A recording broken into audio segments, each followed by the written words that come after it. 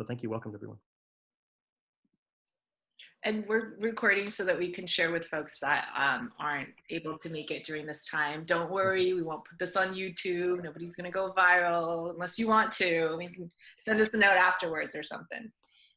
Absolutely. So not YouTube, but definitely you'll find this recording on Common Core Connect if you want to share with colleagues later, or if you think others would benefit from this conversation, they can definitely rewatch or play back, and they can join us also on day 2, which is June 9th. We're excited to join you then. So if we can move forward in the slides, I think we're ready for the next part. Hi, my name is Gerald Ariano with Tulare County Office of Education. You will be noticing on the ribbon at the bottom the Zoom navigation for your mute icon, your stop video. We will be making use of the chat box, so please take notice of that. You're welcome to provide answers or responses to the questions that we'll be sending. And you'll see the reaction bar, so please to make use of it. I'm sure you've been using it quite often these days. So we do welcome you to use the ribbon. Thank you.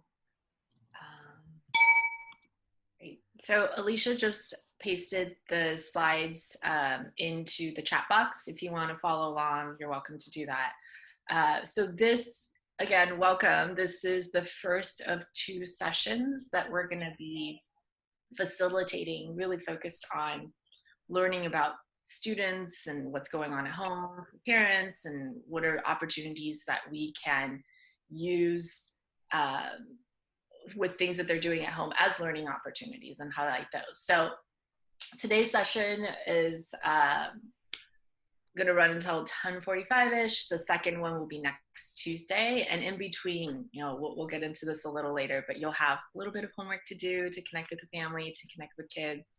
And to come back and we'll brainstorm, like how can we better help support their learning and what's going on.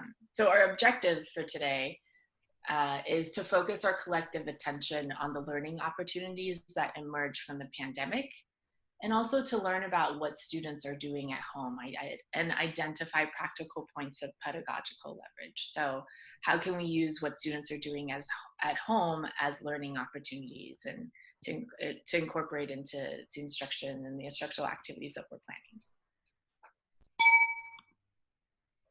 So with that conversation in mind, there's a couple of steps that we'll be taking together today, and you can see our agenda reflected there on your screen. We're going to spend just a couple of minutes as extending an invitation into a conversation that we think you're going to be to benefit from, but also contribute to in really powerful ways. We're going to invite you to engage with other districts, to do some networking, and to do some idea sharing, because we feel that that's where the best thinking emerges from your experience and your articulation with one another. You're going to benefit from a fabulous keynote that I think is you'll find really insightful, and I think it will spark some thinking and promote some ideation going into your next school year. And then following that, we're going to engage you in some preparation for, again, those family conversations that we hope you'll be able to have over the next week as part of an inquiry experience, followed by some next steps. You're also going to notice as we engage today that there are some overlaps between the ideas that'll pop out, that'll emerge from this conversation, and the California English Learner Roadmap. So we want to really kind of hit that home, that as you're thinking about assets-oriented approaches, as you're considering all of the things that your students are bringing to the table, whether that be in a brick and mortar classroom or in a digital learning environment, we're finding those leverage points. How can we partner with families, and how can we lift out student opportunities instead of being overshadowed by perhaps some conversations around gaps and such. So you're going to definitely see some hits toward the principle 1, assets-oriented, needs-responsive schools. We're also going to be, I think, probably even more so going into day 2, hitting on principle 2, thinking about how we can invite students into intellectually stimulating and challenging learning experiences that bounce off of the experiences that they're having right now in the spring during this pandemic season. So we're looking forward to digging in the day with you. Great. So to help kind of ground us and frame the 2 sessions, we want you to keep this question in mind. So how can we tap into students' unique strengths and experiences? So as you go through the activities, as you're connecting with families, we want you to continue to think about, well, how can we use what my students already know, their background knowledge, their interests and their experiences as instructional activities or learning opportunities.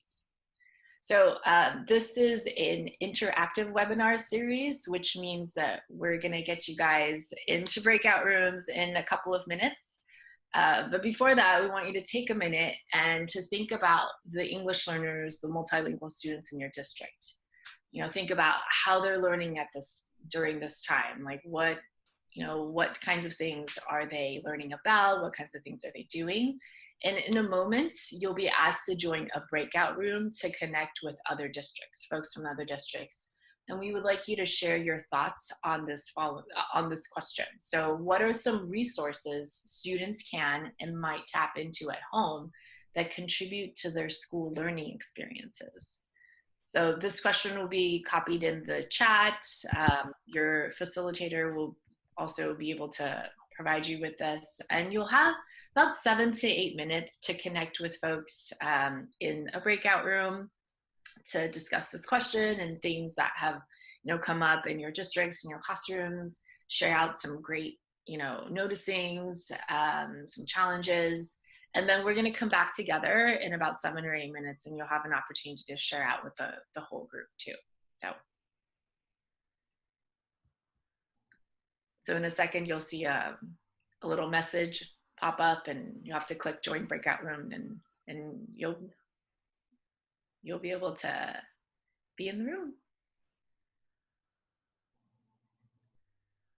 Your question is going to appear in your chat box, and facilitators, the link to the note-taking space has also just appeared in the chat box. Great. So as folks come back from the breakout sessions, we would love to hear from a couple of volunteers that you want to share some highlights that you've heard, some questions that you heard, some great resources, some challenges.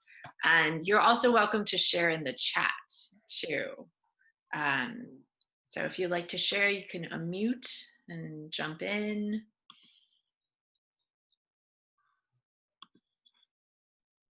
I'll start. I was in breakout room 10, and our group discussed a lot of resources like digital devices and things that we've been familiar with using or have learned to use.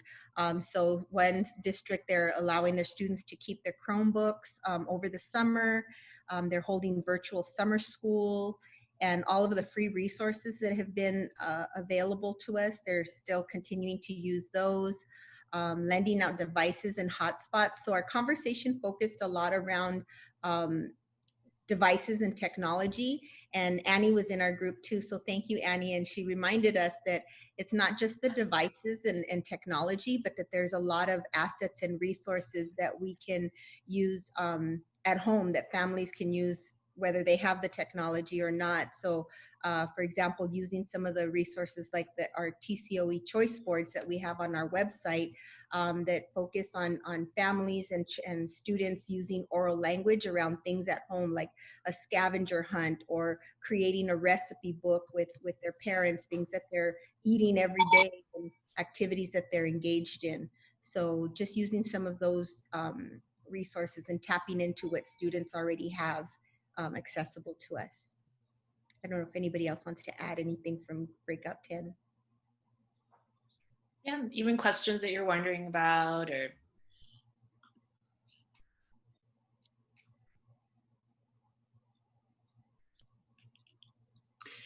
breakout room 4, a few of our participants shared the use of telephone and how reading to students on the telephone because they weren't allowed or weren't able to have any type of video connection.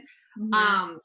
Using that telephone, using what's common in most homes, I love the idea of reading aloud and then having them respond. And then also having in terms of like oral language and just talking to the students and trying to build language, really capitalizing on what's happening in their lives, what's something that fun that they've done, and really having conversations around talking about what they are doing and what they are experiencing and using that. The teacher that spoke talked about how if the minute you went too academic, it kind of shut down the conversation. So really maintaining conversations about what's happening in their lives and keeping it kind of at that personal level. She seemed to find more success with that. So I thought that was a great connection she was making with her students. Awesome. Thank you. I'll add to that because it was relevant in our room that making it really personal was important, and paying attention to what students were doing in their homes, if it was watching Netflix, that often became a common conversation that students could talk around, and being outdoors, honoring nature, playtime, simply collecting flowers, mud play, water play, or cooking and sharing experiences. So the idea of sharing experiences and using that as a leverage point for creativity and for curiosity, where we might not always have time in the classroom, but now we have this time to explore art, more music, and using repurposing items such as Amazon orders, the cardboard that comes in, and allowing students to create from that using their own creativity and curiosity.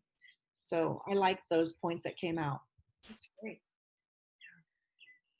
Yeah, using those opportunities also as language practice opportunities of explanation and directions. And yeah, these are great. And we're getting some great ideas in the chat too. Discussion with families, core collaborative, interviewing families members. Yeah, I think because kids are spending so much time at home and depending on, you know, who else is in the house, whether the parents are working outside the home or inside the home, there's a lot of learning about family history, culture, language, background, all of those rich opportunities. Okay, maybe one more.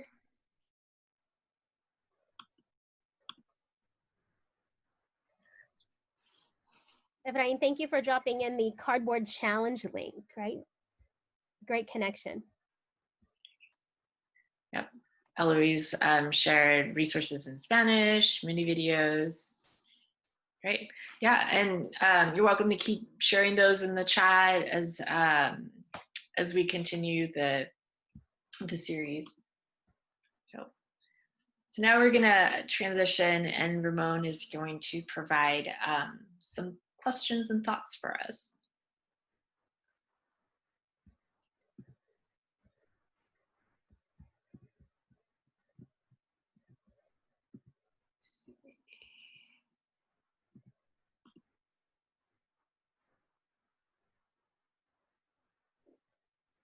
Good morning, everyone. Can you all hear me okay?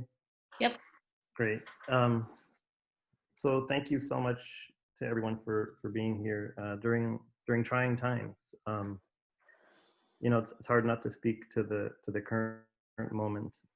And I think what I'm gonna say today is not totally unrelated to a lot of what's going on in our country right now. So just want to express my solidarity with those who are peacefully protesting for racial justice to end anti-Black violence, structural racism.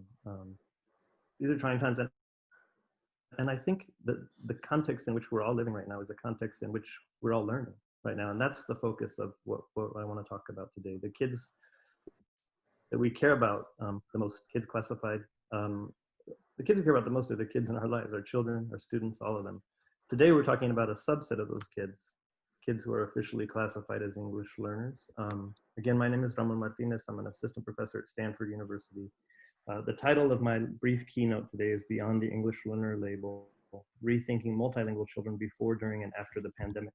And so I want to actually ask you to if you will, to think about this label, English learner, just for a second. And if it helps, maybe jot down somewhere or just think to yourself, what does this label trigger for you? What is these two words together? What does that make you think? Just think about this label for a second. And as you're thinking, I'm gonna tell you a couple of stories.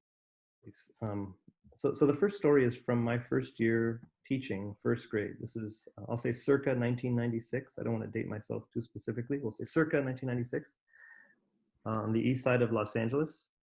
This is a school in housing projects down in LA.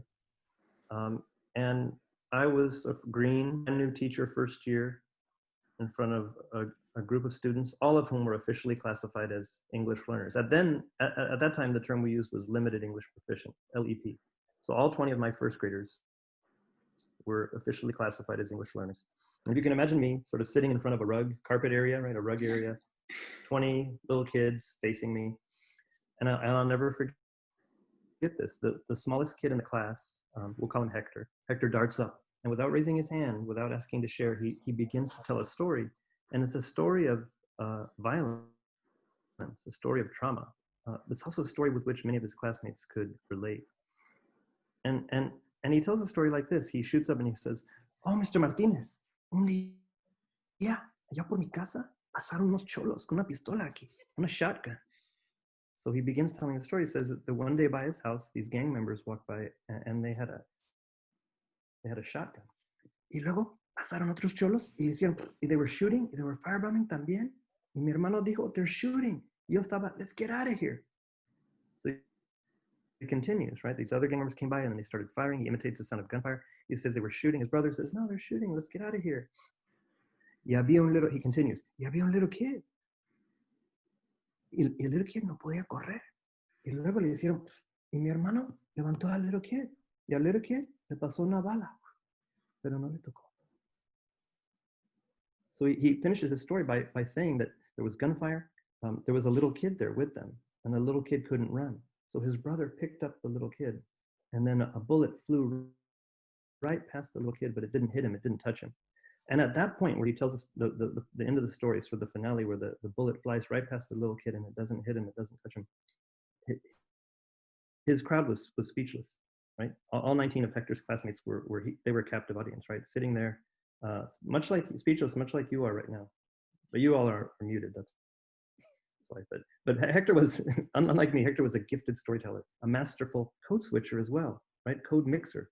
He could go back and forth between English and Spanish like nobody, right? Disrupting, blurring the linguistic boundaries between what we think of as English and Spanish in his everyday conversation. And he told this story to his classmates, and you should have seen his classmates' faces.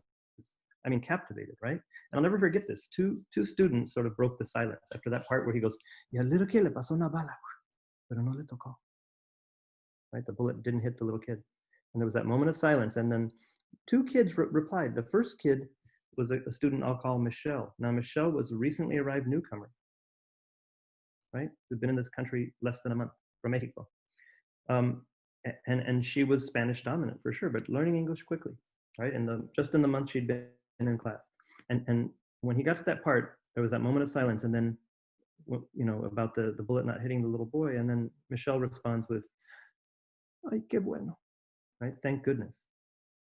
And then Mario, on the other end of the classroom, Mario was a US-born student, English dominant from my perspective. And from my perspective, also a kid who was initially misclassified as an English learner. He was born in the United States, had older siblings who were English dominant.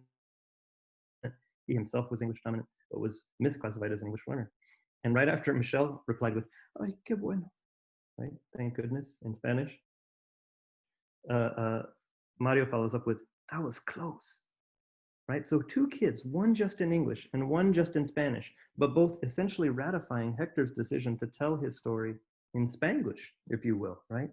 In what my son calls Spingles, right? And what many researchers call it Spanish-English code switching or code mixing.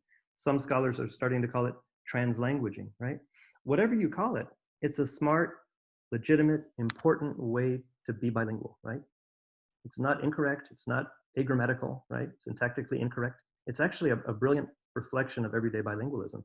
And we know actually based on research that kids who are balanced, proficient bilinguals tend to code switch more and in qualitatively different ways than do kids who are not balanced, proficient bilinguals. So it's really a brilliant reflection of bilingualism. But really the point of this story is that in my class, there was a range of proficiency levels, right? There were students like Michelle who were recently arrived, Spanish dominant, right? And then there were kids like Mario on the other end of the continuum who were English dominant. And then there's everybody in between. And I think part of what this story illustrates, aside from my students' everyday linguistic dexterity and flexibility and competencies, right? What it reflects as well is that the English learner masks tremendous diversity and variation, right? Heterogeneity, right? In terms of English proficiency, country of origin, et cetera, et cetera. English learner is a necessary label, but it's sort of a necessary evil, right? It's a label that has developed an entire apparatus around it.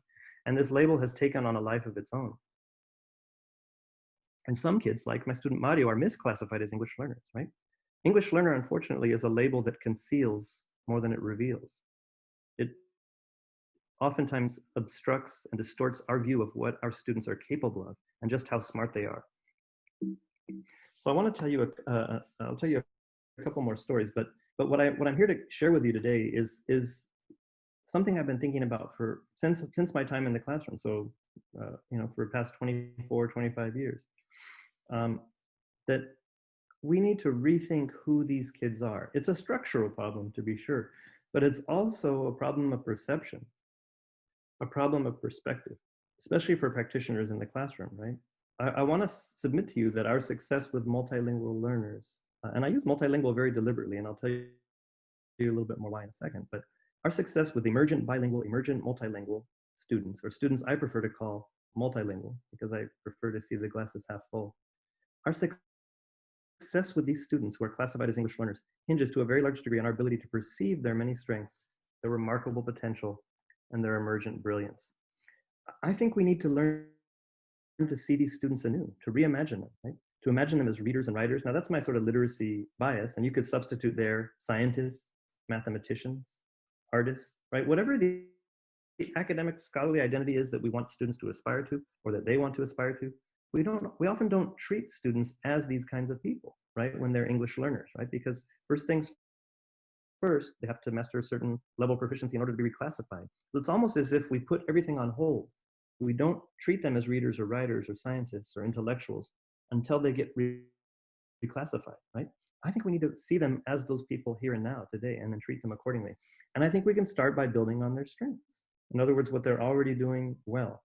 And then using these strengths as resources for teaching and learning. Now that's an educational truism. It's not something I invented. You can look at John Dewey, Bell Hooks. Lots of educational theorists have said this. It's sort of the foundation for educational psychology, right? This idea that we need to activate prior knowledge. So this is nothing new, I'm telling you. But what I want to suggest is that this holds true for English learners and not just kids who are English dominant, not just kids who are initially classified as fluent in English. English learners, kids classified as such, have strengths as well. And that's sort of what I want to talk to you about today. That's the starting point for my research, really. My research has started with the premise that kids have linguistic tool. Every kid has a linguistic toolkit. Imagine going to a kindergarten classroom, first day of kindergarten, right? You show up, kids are bright-eyed, bushy-tailed. Every kid has a linguistic toolkit. This is a metaphor, right? Metaphor for what some scholars call a linguistic repertoire, by which they mean a bundle of ways of using language, right? Communication, semiosis, right? How kids communicate and make meaning through language. All kids have lots of different ways of using language, lots of competencies, strengths. And we can use the toolkit as a metaphor to talk about that. Now, there's no such thing as a kid that doesn't have a toolkit. And there's no such thing as a kid with an impoverished toolkit, a toolkit that doesn't have any language, right? A non-non. This is a horrible term we used to have in my district, right? And I'm sure some of you have heard. There's no such thing as a kid without a toolkit. I think the best teachers will gently pull up a chair next to a kid and say, open up your toolkit. Tell me what you got inside there, right? Like, oh, I noticed this. Tell me more about that, right? Teachers will lovingly, caringly try to learn more about kids' strengths. Why? Because those strengths can be used as resources to help them learn the things they don't yet know, right? Now, I've seen lots of amazing teachers, but I've also seen, unfortunately, some not so positive scenarios. So oftentimes, I think what happens is teachers they have so much anxiety about learning loss, anxiety about standards, anxiety about standard American English, right? Kids learning standard English, learning academic English, that oftentimes they rifle through that toolkit, right? Looking for that one thing. What's that thing they're searching for? I think they're searching for something they imagine to be standard English, by which they mean standard American English, right? Or academic English, by which they mean, I'm not quite sure we have consensus about what we think we mean when we say academic English or academic language. But I know teachers are looking for it. And it's not, I don't blame teachers alone, right? There's a lot of top-down pressure for kids to perform on tests, to reclassify, et cetera. And so oftentimes I've seen teachers rifle through this toolkit looking for that one thing. We'll call it a hammer, a shiny hammer with a red grit, right? Sometimes, let's say for the sake of argument, there is no hammer in there, but there's lots of other valuable tools, right? That they toss aside looking for that hammer. And those are tools that could be used to fashion a nice hammer, right? To fashion some standard American English or some academic language. But teachers are sometimes so anxious about wanting to find that, about not finding the kinds of language they expect to find, that they miss what's in there. Sometimes the hammer is in there, but there's so many other tools in the way that the teachers can't see it for what it is, right? I'm afraid, though, that this is not a worst case scenario. I think more like a worst case scenario is this, and this is something I've seen happen, that teachers don't even bother to open a kid's linguistic toolkit, that from the other side of the room, based on the outside appearance, the color, for example, of the toolkit, a teacher will assume what is, or worse, what is not inside. Oh, purple toolkit? Yeah, no, there's nothing worthwhile in there. Trust me, there's nothing valuable. No, there's no standard American English in that toolkit. Hey, you don't think I know? I've worked with purple toolkits for 30 years.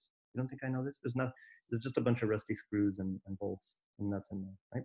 I think a worst case scenario is to assume what's not in a kid's linguistic repertoire, to assume what a kid is not capable of based on a very limited range of a very limited number of observations in very highly constrained settings in what are school classrooms. And so what my research has done has been to start with this premise that kids do bring valuable ways of learning language, and that even and especially English learners, these emergent multilingual kids, oftentimes bring brilliant, expansive linguistic repertoires. Now, I don't have time to tell you all about my research. I'd love to. I've done a lot of research on the practice that you heard Hector engaging in that story, the back and forth between English and Spanish that linguists call code mixing or translanguaging, right? Spanglish. I've done a lot of research on how smart that is, on how it involves kids shifting voices for different audiences, communicating subtle shades or nuances of meaning. I've made connections to Common Core state standards, to previous standards. I'll make them to future standards when those come along. My point is that kids are smart. When they're mixing English and Spanish, oftentimes they're being very smart. But that's not the only tool in these kids' linguistic toolkits. In other words, mixing English and Spanish is not the only linguistic competency that I've identified in kids' linguistic repertoires. There's lots of things. Again, I don't have time to highlight too many of them today, but I just want to focus on one. I want to focus on lexical knowledge. Lexical knowledge is knowledge of lexical items, knowledge of words. So in other words, vocabulary knowledge, right? All kids have lexical knowledge. All kids know words, right? I want to tell you a quick story about two English learners. Now these are imagined kids, but not imaginary kids, because so what I mean by this, these are two composite kids based on all the kids I've known in my career as a teacher and a researcher for the past 25 years. Now, they bear resemblance to lots of the kids I know, and probably some of the kids that you know, and they also bear resemblance to the two real kids that I shared in the story today who responded to Hector's story, right? The newcomer, Michelle, and the US-born kid who was English dominant, Mario. So there's something similar going on here. I want to tell you a story about a kid named Jaime. Jaime is 15 years old. He was born in Michoacán, Mexico. He immigrated to California with his parents at the age of 14. And he has attended school for about 8 years in Mexico before he came here with his parents. Guess what Jaime knows in terms of lexical knowledge of words? He happens to know lots of Spanish cognates for academic vocabulary words in English, right? Lots of words that are spelled similarly, right? That look similar and sound similar in some ways to their equivalents in English. Alicia, on the other hand, Alicia is 8 years old. She was born in Visalia. I try to make this relevant to this location. Alicia has only attended school in the United States and only in English immersion settings. So in other words, she's had no bilingual education. And she's, like my student Mario, English dominant, right? Speaks more English than she does Spanish, and was likely misclassified as an English learner. But guess what she knows? She knows lots of phrasal verbs and other idiomatic expressions and uses of language in English. So they both know stuff about words, right? Maybe different kinds of things, but they both know things. Well, my point here is to emphasize that if kids know stuff, then we can identify points of pedagogical leverage, right? Potential points of pedagogical leverage based on what they know. There's always a point of leverage, right? There's something kids know. You can activate prior knowledge, build on what they know to help them learn what they don't yet know. I'm not trying to say that all kids know everything, that every English learner is ready to go and graduate, right? And be reclassified. What I'm suggesting though is that they all have valuable knowledge. And they all have, it's not just cute or sweet or interesting, it's knowledge that overlaps with the things we call academic standards, the things we say we want kids to learn, even outside of ELD standards. Just the regular ELA, English Language Arts standards. Look at grade 3. We want kids to be able to determine or clarify the meaning of unknown or multiple meaning words, demonstrate understanding of figurative language, acquire and use accurately a grade appropriate conversational, general academic, and domain specific words and phrases. And students like Alicia, who know phrasal verbs, know lots of words that can help them do that. Similarly, Jaime, look at the 9th and 10th grade ELA standards, right? There's emphasis on both academic and domain specific words. Also on figurative language, multiple meaning words. There are connections to be made between what these kids know and the relevant English Language Arts standards in the Common Core. Now, the Common Core weren't here when I was starting my research or when I was a teacher, and they might not be here 50 years from now, but we will have some set of standards. And my point is this, here's my running hypothesis. No matter what standards you throw at kids and at teachers, the kids that we teach, the English learners that we teach, already know stuff in relation to those standards. They're already doing smart things that overlap with the things that we call smart, as articulated in these standards. So here's a little bit of what I mean quickly. If you look at this middle column, these are all Latin-based or Latinate synonyms, right? I've done lots of workshops with teachers where I ask them to think about these phrasal verbs on the left, right? Blow up, clear up, come up with. These are the kinds of verbs that are idiomatic. They're also called idiomatic verbs because the meaning is not necessarily readily apparent, right? So for example, a kid like Jaime, a newcomer, maybe he knows the word blow means soplar. He knows that up means arriba in Spanish, right? But there's no guarantee that he's gonna know that blow up together means explode or inflate, right? Throw up, right? Think of throw up. Throw, he might know the word throw, tirar. He might know up, right, as a preposition, but he doesn't know that throw and up function as a verb. It's the whole phrase that functions as a verb. That's what makes it a phrasal verb. So he doesn't know that throw up means to vomit, but a kid like Alicia does, because Alicia was born in the United States of America, and she's been using this word since as far back as she can remember. And she's been speaking English as far back as she can remember. So you don't need to avoid idiomatic language with someone like Alicia. In fact, she knows it. This column right here, phrasal verbs, represents Alicia's lexical knowledge. Now, she's a kid who's classified as an English learner, and we're often told to avoid idioms and idiomatic language with English learners, but guess what? We don't need to. In fact, she could teach us some phrasal verbs, right? When I do workshops with teachers, I ask them, what's another way to say each of these phrasal verbs? Blow up, clear up, and oftentimes they come up with words like the ones in this middle column, right? And then I ask them, well, what do you notice about those words in the middle column? And an observation that's often made is they sound more like fancier. They sound more intellectual. They sound more academic, right? They sound more sophisticated. Now, I don't know if that's objectively true or not, but that's often a perception, right? These are the kinds of words that we often associate with academic language, academic vocabulary. My point is this: if a kid knows phrasal verbs, you can use that as a point of leverage to teach them these words in the middle column.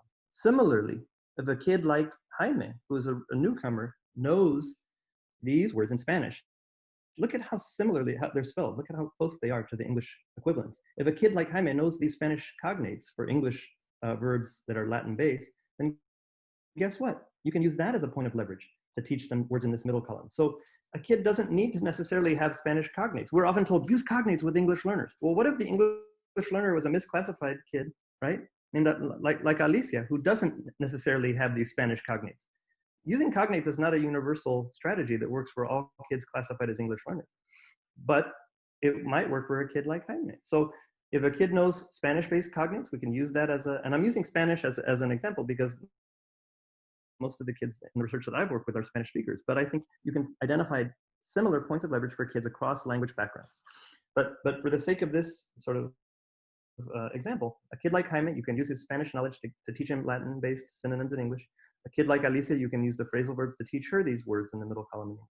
No matter where a kid starts, what their lexical sets are, their lexical knowledges, you can use what they already know to get them to the place that you want them to get, to teach them the words. Now, these are two imaginary composite kids. The real kids that I know often know words across all three of these columns. And that's the reality I'm dealing with. That's one of the reasons I'm so dissatisfied with the term English learner, because a lot of the kids that I know who are classified as English learners already know words across all 3 columns. And the reason this is so urgent to me, I think, is because I've met kids who have just blown my mind in terms of how brilliant they are. Kids who are classified as English learners. What I want to suggest is that we need to think beyond labels, that recognizing the richness of students' linguistic repertoires requires that we think beyond the convenient labels like English learner or even bilingual or trilingual that serve to mask their brilliance, their competence, and their tremendous potential. I think we need to rethink who these kids are and what they're capable of. And we need to begin by identifying their strengths and then building on those strengths. No kid knows everything. Again, we wouldn't have jobs. We'd be out of a job if these kids know everything. But they all know something. And in fact, they all know a lot of things that we could build on as pedagogical resources. Why does this matter now? I think it matters now more than ever, right? I've been thinking about how to rethink who English learners are for decades, for a couple of decades at least now. I think it's more urgent now during this pandemic because I think we have good reason to worry about English learners falling behind, English learners being disproportionately impacted by this current pandemic. I don't want to be dismissive at all of those concerns. If you have English learners who are learning at home now, I don't think you're wrong for being concerned about that. I think you're absolutely right. But what I want to encourage us all to do collectively is to pivot away from that anxiety around learning loss, right? There's some things kids, our learning has certainly been interrupted, right? But learning is still going on at home. And in fact, we might shift our focus from learning loss to learning gain. What has been gained? I worry, we hear a lot about reimagining education systems, rethinking education systems. What I worry, maybe I'm cynical, but what I worry about is that we're going to go back to business as usual, right? That we're going to test these kids to death once they get back in school to see what they lost, to see what they don't know, what they didn't learn. When we could just as easily and more productively be focused on what they learned while they were at home. Why don't we do that? If we're really serious about rethinking and reimagining education systems to benefit these kids, why don't we pivot away from our anxieties and focus more practically and hopefully on the opportunities that emerge during this current pandemic? And so I think rethinking who English learners are, also just as it involves rethinking what they know and what they're capable of, as I've suggested, it also involves rethinking what they're doing right now. At this very moment, while we are here online together, what are our students doing? And what I want to suggest to you is that they're learning something, maybe not exactly what we wanted them to learn or what we hoped they would learn or everything that we wanted them to learn, but they're learning. Kids are learning about all sorts of things, right? They're learning about the Tiger King. No, I mean, they are learning on Netflix, right? They're watching TV. They're learning, but in all seriousness, they're learning about the world around them. I've heard from and know of kids learning all kinds of things that you might not necessarily associate with school. Kids are learning how to cook. They're learning how to clean. They're learning how to care for younger siblings oftentimes. They're learning about their parents' work. Kids are learning about what a pandemic is. Think about that. What must it be like to grow up as a child in this day and age? They're learning about racial injustice, about protest, about freedom of speech, right? About the First Amendment. They're learning about digital platforms, about politics, about electoral politics. Think about all the things that are going on in kids' lives right now. Oftentimes kids are at home watching TV, right? As some of you have suggested, they're likely turning on the captions, whether in English or in Spanish. Guess what? They're learning, regardless of what language the show is in that they're watching. If they're living at home with siblings, either being cared for by an older sibling, or maybe they're the older sibling doing the childcare, they're likely learning. And guess what? A lot of these kids who we worry about not learning English, guess one of the things is that they're doing right now. A lot of them are speaking a lot of English. So kids are learning all sorts of things, right? They may be learning math, they may be learning science, including the learning that you've assigned to them, right? Through schools. But there's a lot of informal everyday learning going on as well. And aside from all of anything they're deliberately or intentionally learning, students are experiencing things. They're having experiences while at home. Again, learning about this social context, the current historical moment.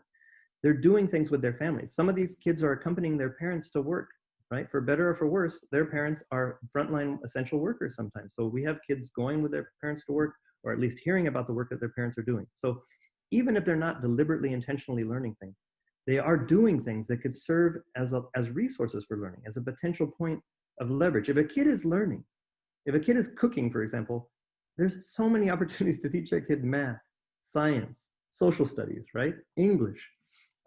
So my question to you is this: how might we tap into students' everyday doing and learning at home? Again, I want to think broadly, not just about stuff that they're formally learning, but things that they're informally learning, both including academic schoolwork and not, right?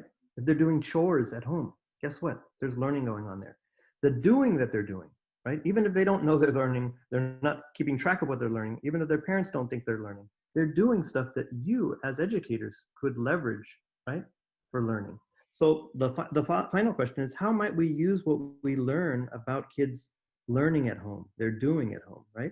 This everyday learning and doing that's happening. How might we learn about it? And then how might we use what we learn to improve the learning opportunities that we design for them during this pandemic and beyond? There's reason to expect that there might be another spike or peak of this thing in the fall or the winter. So we have reason to suspect that maybe kids will be at home again on quarantine.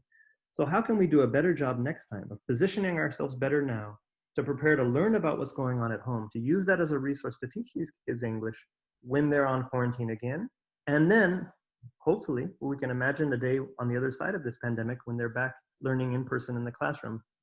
We want to do a better job of meeting their needs then as well. So I invite you to join with us in collectively rethinking who English learners are, what they know, what they're capable of, and what they're doing right now that we might leverage as a resource to help them learn English.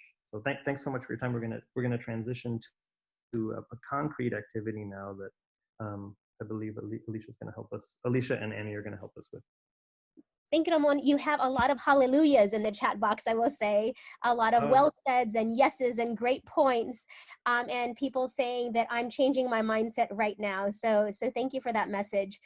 There's also a lot of kind of comment in the chat box. Lauren says, I feel like I'm connecting with my students and my families more now than I ever have, and I feel more connected, and I want to keep that practice going. So I want to acknowledge that. Efrain was talking about shifting thoughts and making sure that we're assets oriented in our perspective. So I appreciate you sharing your insights today. So that's going to take us into our next step. And this is the invitation for everyone to expand how we're connecting with families over the next week. We recognize that you may be in a different place on your school calendar than another district, so perhaps your school year has officially ended.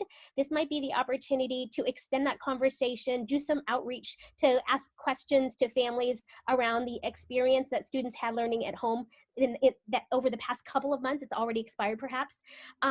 Or if your students are still engaged with your district and with your school site quarantine learning experience, you can still connect with them in regard to how it is going.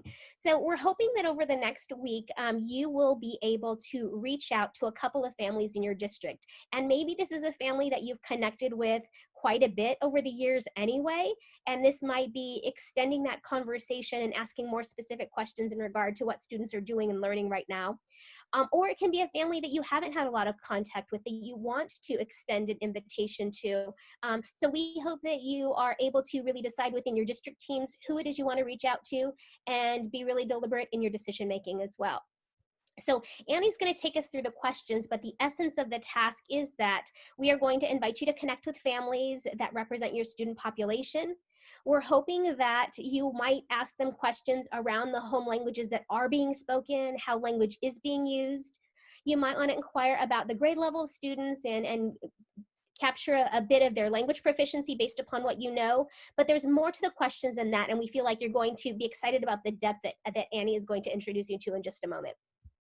And also to say too that if you have colleagues that might be interested in participating in this activity, please invite them, bring them along, have them take a look at the recorded webinar, and also to gather information with you. So the idea is that if you're working with a small team, you guys are all reaching out to different families, and to really connect with them and to see how they're doing, what's been going on, and learn about their day-to-day and learn about the things that the kids are doing. And we've put together a really short list of questions for you to connect with your families. So when you're reaching out, it's really, how are you and your family doing? Talking to the parents, what does your day-to-day look like? when you're at home with your child, what kinds of things do you do with them? And then tell me about the things your child is doing during the day, right? And, you know, knowing that you're coming from the school too, making sure that you're emphasizing that you're trying to, you know, figure out how to better support students. And by having this conversation, there's no judgment involved in terms of what they're doing. You're just wanting to have more information to build on what they're already doing. And if you have an opportunity to talk to the student, to talk to the child, that's even more information around, you know, what they've been doing. And a lot of times, you know, having talked to teachers during this time and how hard it is to connect to some families, a lot of times teachers are just talking to kids on the phone about how they're doing, right, to engage in that conversation. And so for the students, we also have a couple of questions around, you know, how are you? Like, what is the best part of being at home all day? And what is the hardest part? What does your typical day look like? What kinds of things do you do during the day? And, you know, if you're connecting with a younger child, it helps to have a particular day in mind. So what did you do yesterday versus tell me about a typical day.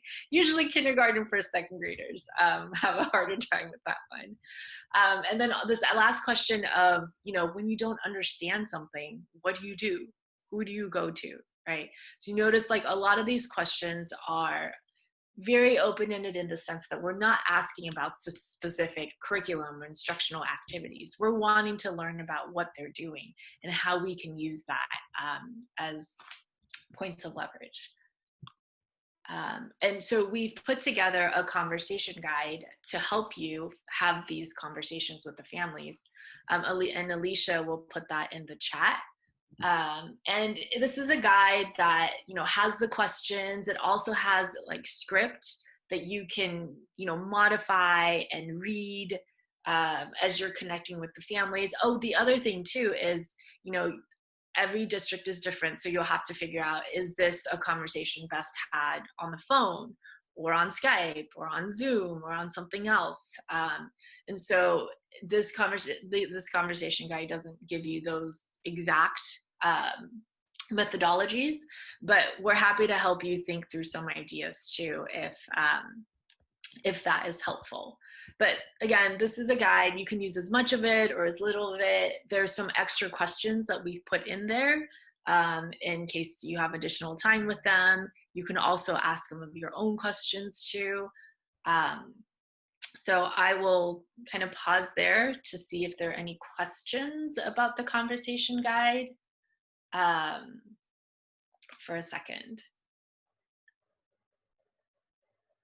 And Alicia and Ramon, if you wanted to jump in and add anything else too. Well, just really quickly, Annie, thank you.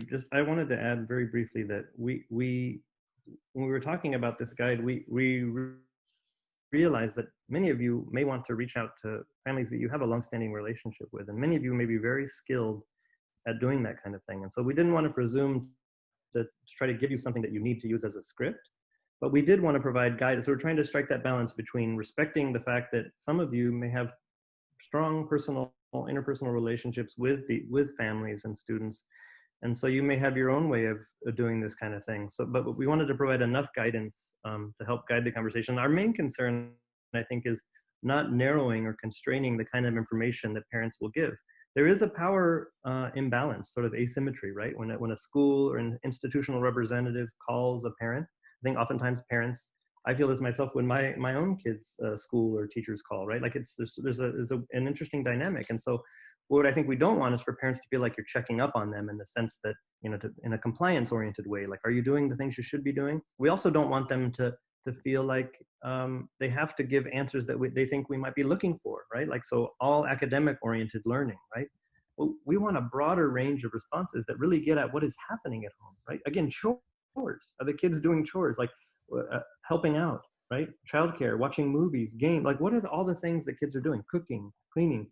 These are the kinds of things that I think could provide a really important, serve as a really important resource. So we wanted to sort of strike that balance between giving you enough guidance, but also respecting the fact that you might not need to use this script at all. So it's open, we'll leave it at your discretion if that makes sense. Sorry, thanks for listening. Yeah. And we would love to have some of the information that you collect by Monday, June 8th, by 12 p.m. so that we're able to incorporate those resources into the session that we're going to have next Tuesday. So after you are done, connecting with your families, we would love for you to look at the short form that Alicia Walsh will share in the chat. And it just asks you a couple of reflection questions, like what are some of the key highlights that you took away that you learned about from having the parent conversation and having the conversation with the student and your initial reaction. So it's a really short form. It should take you 5-7 minutes max after you've had the conversation. So all right, Alicia, do you want to do this one? I will. So we want to thank you for your time today, for your commitments to the collegial discussions that you had in the breakout sessions, for wanting to be a part of conversations and thinking about how to leverage student assets and how to build upon all of the great things that students bring to the table, all of their talents, as we work together to unmask the brilliance. So thank you for that, Omar. Inside the chat box in just a second, you're going to see a link to an exit ticket. And that exit ticket is your opportunity to provide some feedback from today's session. We hope that you'll be able to go forth over the next week and collect that data, and that you'll be able to rejoin us next week so that we can talk about action planning. Now that we've gathered these bits of information from our families, what can we do going forward? Should you have any questions, we have our contact information in the slide there. You can talk to or reach out to Dr. Martinez, Dr. Kuo, or you can reach out to myself at TCOE if you have any follow-up that you'd like to do in response to our session. So I think, did I drop the link in? I did. There's the exit ticket. I dropped it into the chat box. So we invite, again, your input, if you wouldn't mind taking a few minutes to give your responses and let us know what we can do to facilitate in different ways coming into day 2. And I think we have one more going forward, Annie? Yep. Perfect. So we are just finishing up our day 1. Thank you again for joining us. We appreciate your insights, your chat box responses. We hope that you'll be able to hop on day 2, same time, 9:30 to 10:45. And in between, you have this 1-week team action period. We hope that you'll be able to collaborate with your districts and your site teams in order to collect the data that you might feel most relevant in moving your story forward. So we'll see you on the 9th. Thanks for being with us. Thank you, everyone.